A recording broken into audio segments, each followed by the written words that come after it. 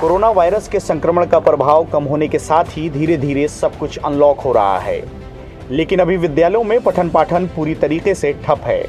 इसी को लेकर राष्ट्रीय वित्त विहीन विद्यालय प्रबंधक संघ ने आजमगढ़ कलेक्ट्रेट पर लामबंद होकर निजी जूनियर हाई स्कूलों को खोलने की मांग की है। साथ ही उन्होंने कहा कि सीनियर बच्चे तो किसी तरह से ऑनलाइन पढ़ ले रहे हैं, लेकिन छोटे बच्चे पूरी तरह से दिशाहीन हो रहे हैं। संघ ने आगे कहा कि महामारी के तहत लगभग 17 माह से विद्यालय बच्चों के लिए बंद है, जिस दौरान सभी प्रबंधकों ने सरकार के आदेश का पूरी तरह से पालन किया है और सरकार के आदेश के क्रम में ऑनलाइन शिक्षा को जारी रखा है।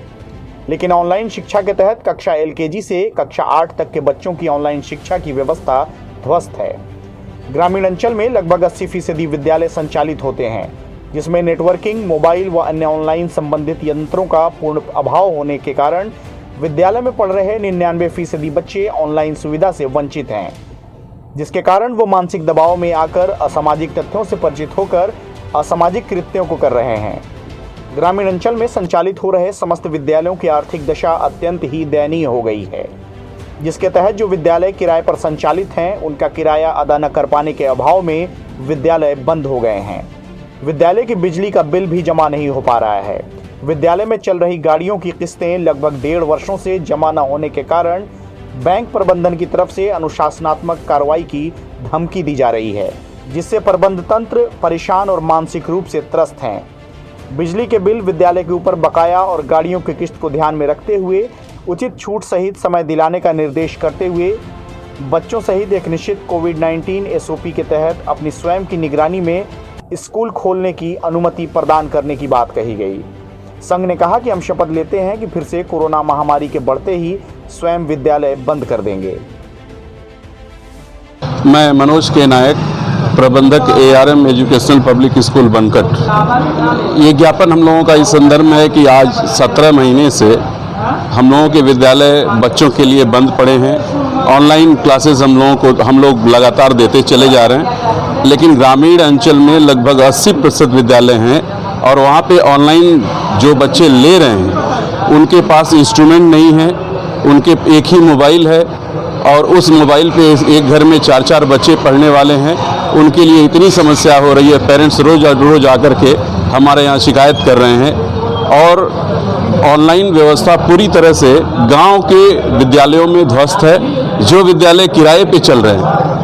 उनकी स्थिति ये हो गई है कि इतना ज़्यादा किराया बाकी हो गया क्योंकि वो फीस भी नहीं जमा कर रहे और वो विद्यालय बंद हो चुके हैं। और ये बच्चे मोबाइल पे अगर कहीं पा भी जा रहे हैं, 1-2 बच्चे क्लास में आ रहे हैं, तो वो असामाजिक तथ्यों को देखते हुए इतने असामाजिक कृत्य कर रहे हैं कि उसकी वीडियोस हम लोगों पे आ रही है और हम लोग बच्चों के भविष्य के लिए बिल्कुल परेशान हैं। जिस तरह से आज हम देख रहे हैं हर जगह सारे सेक्टर्स कोविड-19 के दौरान खोले जा रहे हैं, उसी तरह से विद्यालय भी, जबकि NCERT की गाइडलाइन है ऑड इवन पे ही सही 30% बच्चों के साथ ही सही, लेकिन जब तक इनकी फिजिकल क्लासेस नहीं चलेगी तब तक हम लोग गांव में जो विद्यालय चला रहे हैं उनकी व्यवस्था पूरी तरह ध्वस्त है। 99% बच्चे हम लोगों के स्कूल से बाहर जा चुके हैं और न तो उनकी शिक्षा सुचारू रूप से हो पाएगी और न तो हम लोग अपनी व्यवस्था को सुचारू रूप से चला पाएंगे। हमारा माननीय DM महोदय से और सरकार से अनुरोध है कि कम से कम जैसे सबके लिए आपने SOP लगाई है, वैसे ही हम लोगों के लिए एक निश्चित SOP बना करके आप उसकी मॉनिटरिंग करिए CCTV कैमरे से और उसको देखते हुए कम से कम 30% बच्चों के साथ ही विद्यालय खोल दीजिए, ताकि बच्चे स्कूल में आए और स्कूल में आने से उनकी फिजिकल एक्टिविटी भी होती रहे। और अगर ऐसा नहीं होता है तो बहुत सारे बच्चे विक्षिप्त हो रहे हैं और विक्षिप्त होने के साथ साथ उनकी इम्यूनिटी, चूँकि हम लोग पढ़े लिखे लोग हैं, हम लोग जानते हैं उनकी इम्यूनिटी बहुत ज़्यादा गिर रही है। थर्ड वेव का इंतजार